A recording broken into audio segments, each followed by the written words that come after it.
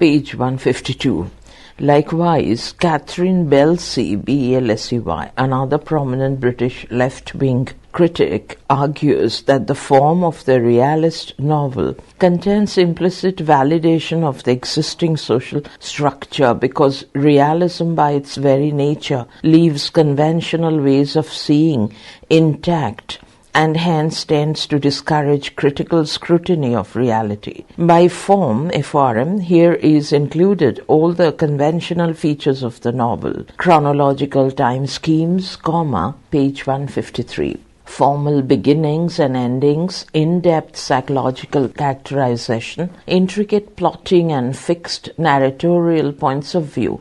Similarly, the fragmented, absurdist forms of drama and fiction used by 20th century writers like Beckett and Kafka are seen as a response to the contradictions and divisions inherent in late capitalist society. However, it is probably true to say, as Ken Newton does, p. 244, Theory into Practice, that traditional Marxist criticism tends to deal with history in a fairly generalized way.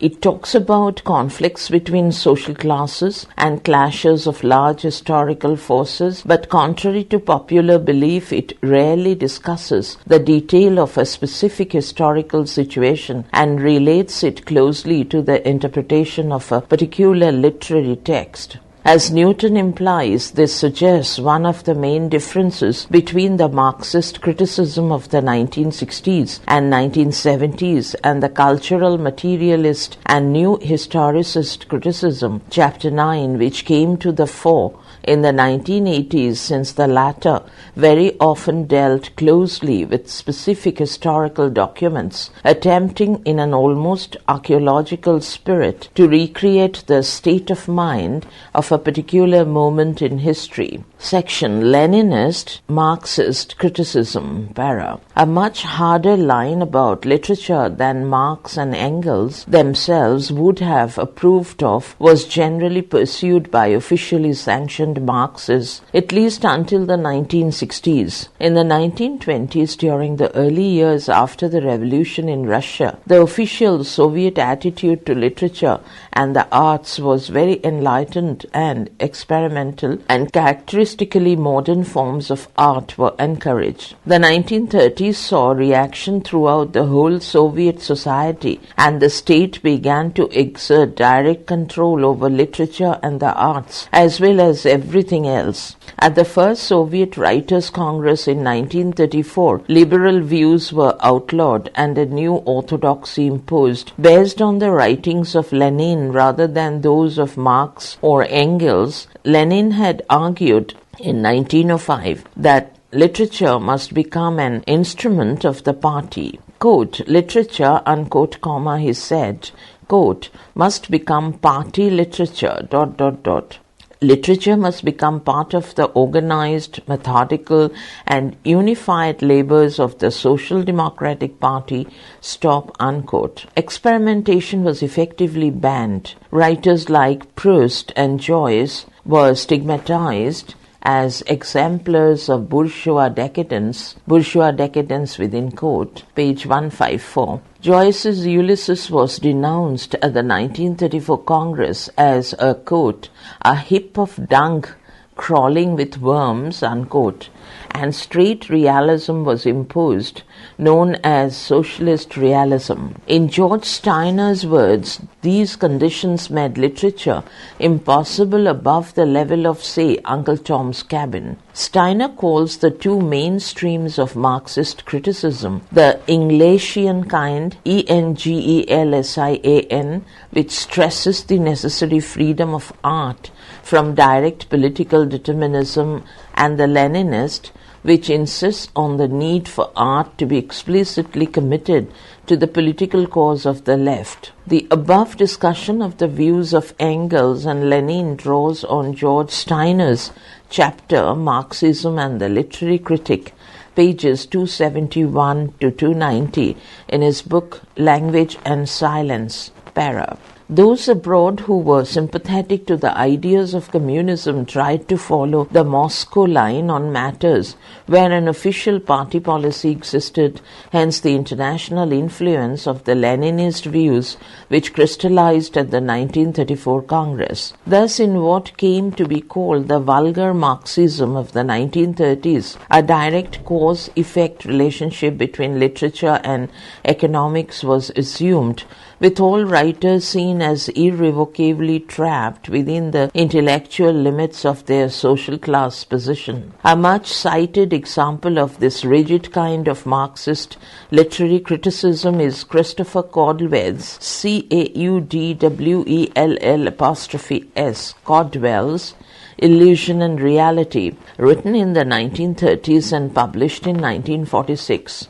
Caldwell's writing is both very generalized in the sense that there is little detailed textual reference to the works under discussion, and very specific in the sense that every facet of a writer is linked to some aspect of her or his social status. Thus, in Caldwell's discussion of Victorian poets, extracted in Newton's 20th century literary theory, we read that Browning's vocabulary has a foggy verbalism which is a reflection of his intellectual dishonesty in dealing with real contemporary problems. Thus, a particular kind of vocabulary is the direct product of the middle-class writer's evasiveness on sensitive social issues. All poets have their own form of escape from modern reality. Tennyson lapses into a Keatsian, Keatsian, dream world. Browning writes constantly on Italian medieval themes. Indent. To Tennyson, the Keatsian world of romance, to Browning, the Italian springtime, Both are revolving backwards, trying to escape from the contradiction of the class for whom they speak. Stop, indent closes, Newton, page 87. Page 155. The overall result is to provide little more than sound bites on literature for use in political argument. Section. Englesian Marxist criticism. From the 1930s, however, a rich variety of what Steiner calls Englesian Marxist criticism flourished, either in exile or in suppressed or underground form. The group now called the Russian Formalists had flourished in the 1920s until disbanded by the party, and should be mentioned here even though their work is not strictly Marxist in spirit. The most prominent members of the group were Viktor Shklovsky, Shklovsky, Boris Tomaszewski, Tomaszewsky, and Boris Eichenbaum, Eichenbaum, whose work can be sampled in Russia, Formalist Criticism, Cologne, 4 essays edited by Lee T. Lemon and Marian J. Rice, REIS, University of Nebraska Press, 1965. Their ideas included the need for close formal analysis of literature, hence the name, the belief that the language of literature has its own characteristic procedures and effects, and is not just a version of ordinary language, and Shklovsky's idea of defamiliarization or making strange, expounded in the essay, quote, Art as Technique, unquote, which Lemon and Rice reprint, which closes, which claims that one of the chief effects of literary language is that of making the familiar world appear new to us as if we were seeing it for the first time, and thus laying it open to reappraisal. Another key formalist idea is Tomaszewski's distinction, again expounded in the essay reprinted in Lemon and Rice, between story, Russian fabula, and plot, Russian Shuzhet, Sjuzhet, the former being an actual sequence of, perhaps imaginary, events as they would have occurred, while the latter is the artistic presentation of these events, which might involve reorderings, juxtapositions, repetitions, and so on in order to heighten their effect in a work of literature. As with the concept of defamiliarization, there is a careful distinction here between reality itself and its verbal representation in a work of literature, so that we are steered away from any notion that literature simply mirrors reality in a documentary way. Later in the early 1950s and 1960s, these formalist ideas were of great interest to the early structuralists, partly because of their emphasis on the distinction between language and reality, and on literature as a set of systematic procedures and structures. Para. Some of those associated with formalism, like Mikhail Bakhtin, Bakhtin, remained in Russia, but others went into exile and continued their work abroad, page 156, thus sowing the seeds of the new forms of Marxist criticism which emerged in the 1960s. One such exile was the linguist Roman Jakobson, 1896 to 1982, who continued his work in Prague, founding the Prague Linguistic Circle, the members of which included René Wellek, Wellek. Wellek, like Jakobson, went to America shortly before the start of the war and was influential in the movement known as New Criticism, which built upon a number of these Russian formalist ideas, especially those concerning the need for close verbal analysis of literary texts and the special recognition of literary language as a medium with its own characteristics that set it aside from day-to-day language. Para. The suppressed Russian formalist also had an influence in Germany on the Frankfurt School of Marxist Aesthetics. The school was founded in 1923 as a political research institute attached to the University of Frankfurt.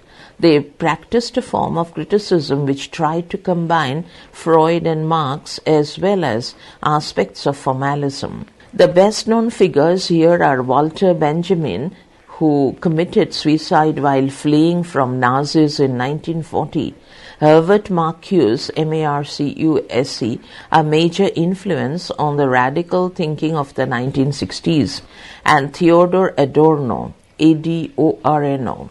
Also forced to flee from Germany was the playwright Bertolt Brecht, Brecht, another opponent of the simplicities of the doctrine of socialist realism. His notion of the alienation effect in drama involves devices which draw the attention of the audience to the fact that what they see on the stage is a constructed literary image, not a natural reality. For example, a, quote, director, unquote, figure might sit at the side of the stage throughout a play following the script in a book.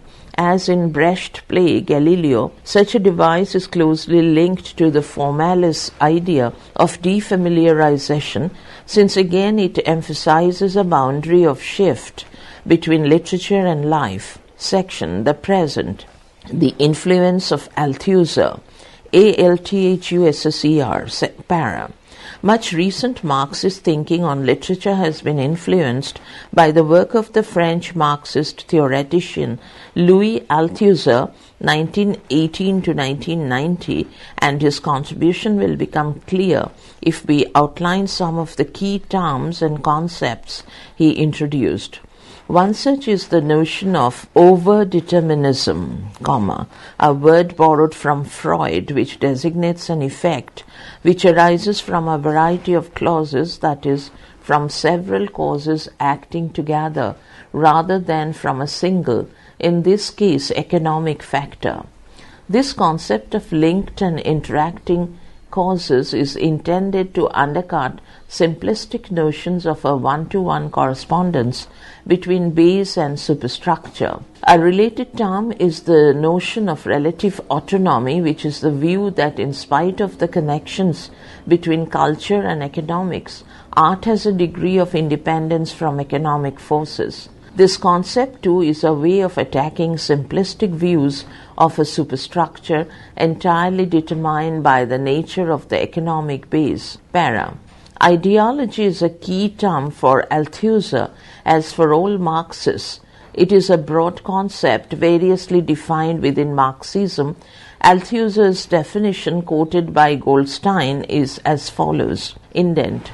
Ideology is a system, parenthesis, possessing its logic and proper rigor, parenthesis closes, of representations, parenthesis, images, comma, myths, comma, ideas or concepts, according to the case, parenthesis closes, endowed with an existence and an historical role at the heart of a given society, indent closes, parenthesis, Philip Goldstein, The Politics of Literary Theory, An Introduction to Marxist Criticism, Florida State University Press, 1990, page 23, parenthesis closes, para.